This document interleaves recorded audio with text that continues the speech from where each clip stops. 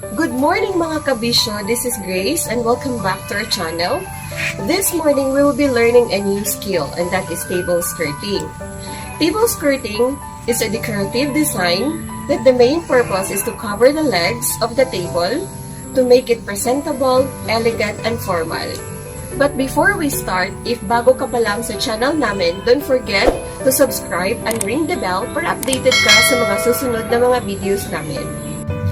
This skill will be taught in a series of presentations. So this morning, we will be learning the three basic ones. First, we have the box pleat. Number 2, we have the single pleats. And the third one, we have the little pleats. So bago tayo magsisimula, let's be reminded first with our safety precautions. Number 1, kasi we will be working with the different pins. So dapat, yung mga pins mo ay nakalagay sa lalagyan. And then, same with your thumbtacks.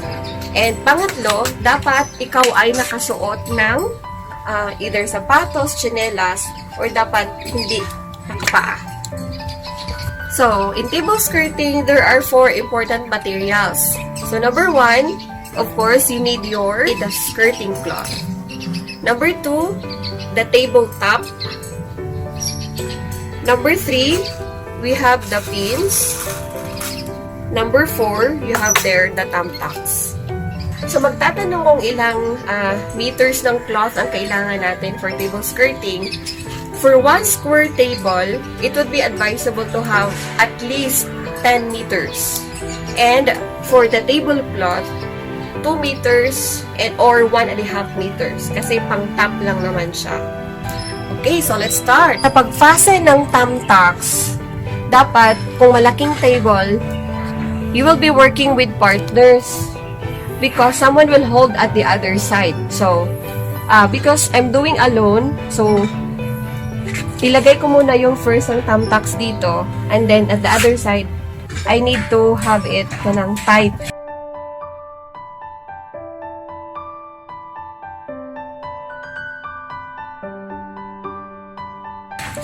And then, the other side naman.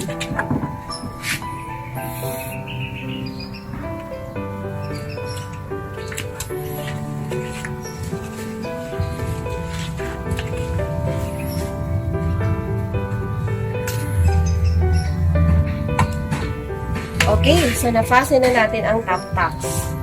So, the purpose of having it tight para hindi magsasag yung cloth natin at the same time yung tabletop din masikip. So, let's proceed now with the table skirt. So, ito yung pinakaunang technique na alamin natin. So, in table skirting, you always have to look for the center. Center of the table and center of the cloth. So, if this is your table, this is your center. Same way with your cloth, you have to find the center of the cloth. Now, what's the purpose? Because, if you have this, shall we say, hindi aabot sa isang tuyok or isang palibot ng table, ang table skirt mo, at least equal siya kung saan siya mag-i-end. Shall we say, if meron kang malaking lamisa, so kung mag-i-end siya sa edge lang, at the same time, the other side, end din siya. So, dapat you have to start at the center.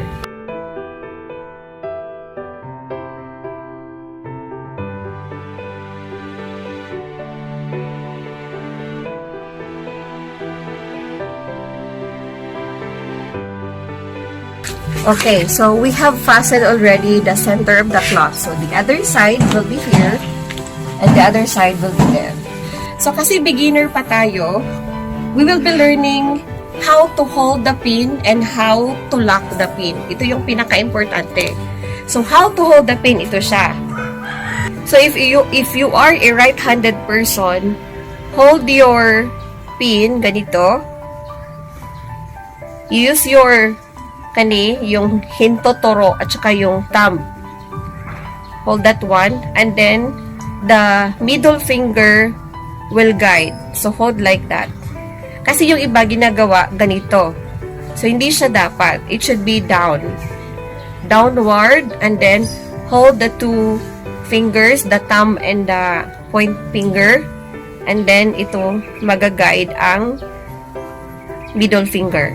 So, ipapakita ko sa inyo kung paano ang pag-lock ng pin. So, ito yung table skirt, ito yung tablecloth. So, ganito ang pag-lock nito. Ito yung paghawak. You have to push the skirt konti lang, and then you have to get the white or imong ipaak or ipapaak mo yung pin sa white, and then paglalabas siya konti, and then push down to hide. Ganyan. Okay, that is how are you going to do it. So, gusto ko lang i-emphasize sa inyo kung gaano kahalaga ang properly lock the pin. Kasi if push down lang yung gagawin nyo, like ganun lang, push down lang siya, ganun lang. Pag meron kayong guest na hahawak, matatanggal siya. Tingnan nyo. Matatanggal. So, that is why it is very important to properly lock the pin. And this is how are you going to do it again. Lock. Get the white cloth. Ganyan. And then push down. And this is locked already. So, kahit meron kayong guest at gaganin yung design mo, hindi siya matatanggal kasi it is properly locked. Ito, I'll make one pleats already. Ganyan. So, pin. You have to get white and then push down. So, ito na. Nakagawa na tayo ng isang pleats. So, as to the long or what is the size of the pleats? Usually, 3 inches, 2.5 inches, or 4. It doesn't matter as long as makagawa ka ng isang pleats. Okay. Next. Ngayon, gagawa na tayo ng ganito. Ito ang tinatawag natin na little splits. So, gagawa tayo ng maraming little splits. The first one. So, the point of size, ang babasihan mo kung anong kalaki ang gagawin mong plates papunta doon at papunta doon ay magbabase sa numerong ginawa mo na plates. So, ito. This will be your point of reference for the size. Ganyan. But hindi mo siya ilalak. Point of reference mo lang. And then,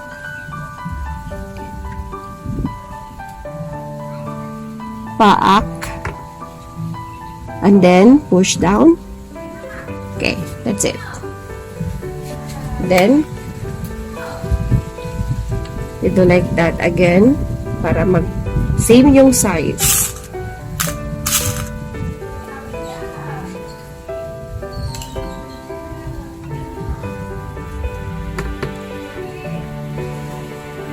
Okay? So, meron na tayong dalawang pleats.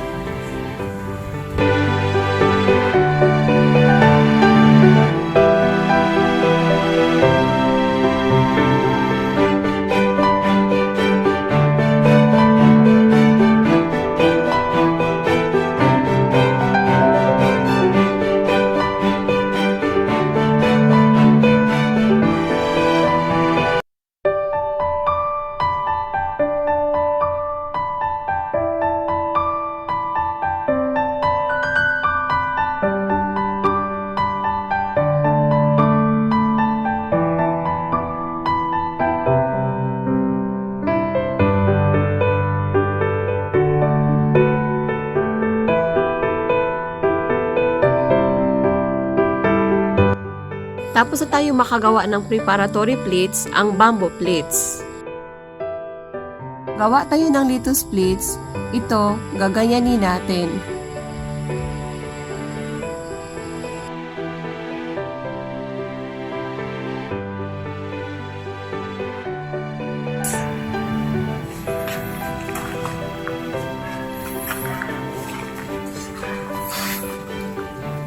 Okay, so number 2, after the little splits, Di ba nakaganon siya kanina?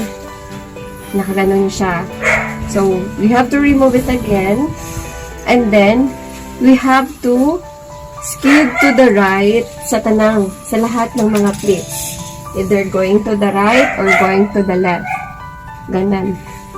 Ganon. So, ipipi natin siya. So, kung paano yung ginagawa natin, kung paano mag-pin, same pa rin. Most important thing is nakalock.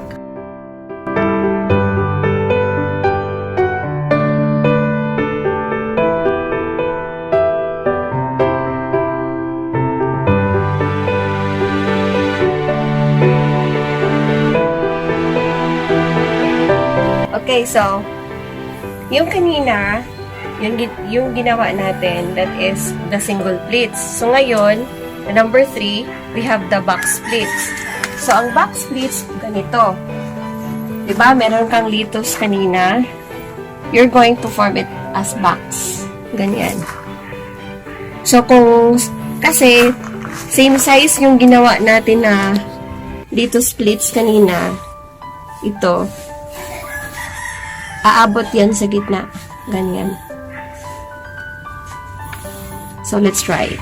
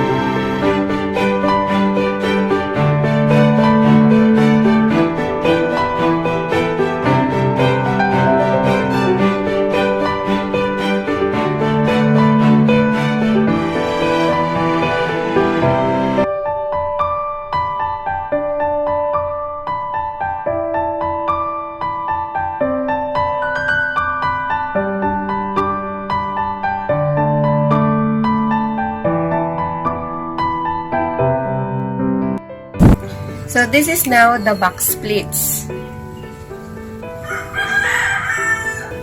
So, yun ang tatlong mga design, mga kabisyo. Again, yung litos pleats.